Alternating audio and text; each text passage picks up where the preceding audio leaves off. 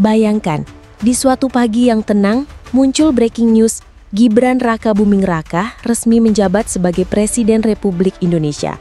Tanpa pemilu, tanpa kampanye.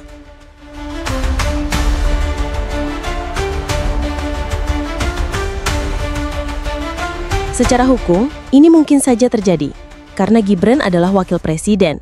Dan jika presiden berhalangan tetap, misal sakit parah atau mengundurkan diri, maka otomatis Wapres naik jadi presiden. Apakah sah? Secara konstitusi, iya. Tapi secara legitimasi politik, wah itu cerita lain. Publik pasti ingat, Gibran naik jadi cawapres saja sudah penuh kontroversi. MK diubah, putusan diskon umur dan dugaan intervensi Jokowi di belakang layar. Kalau sekarang dia jadi presiden, narasi dinasti Jokowi akan meledak.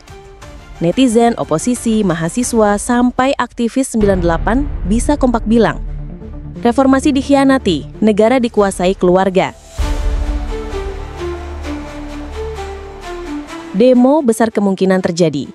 Kita bicara Jakarta, Jogja, Bandung, Makassar, hingga Medan. Mahasiswa turun ke jalan, LSM geram, netizen ngamuk. Bukan tidak mungkin bentrok terjadi. Apalagi kalau aparat bertindak kelas. Ingat demo RUU KPK dan Omnibus Law, polanya bisa berulang, bahkan lebih besar. Kalau elit militer atau polisi ikut bermain politik, situasi bisa bertambah buruk. Pasar keuangan, IHSG bisa jatuh, rupiah goyah, investor takut pada ketidakpastian politik.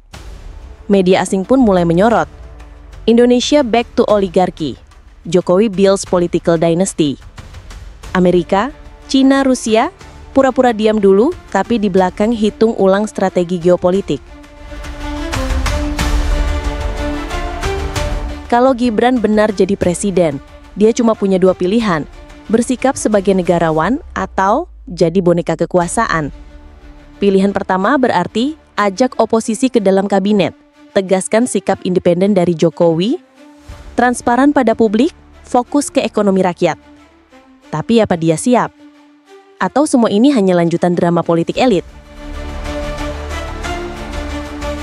Skenario buruk bisa terjadi. Legitimasi hancur, aksi massa tidak berhenti, DPR bisa memakzulkan, militer diam-diam ikut bermain, atau justru muncul tokoh tandingan dari rakyat.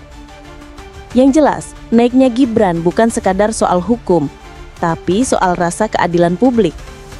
Soal apakah demokrasi masih hidup atau sedang dibajak secara perlahan.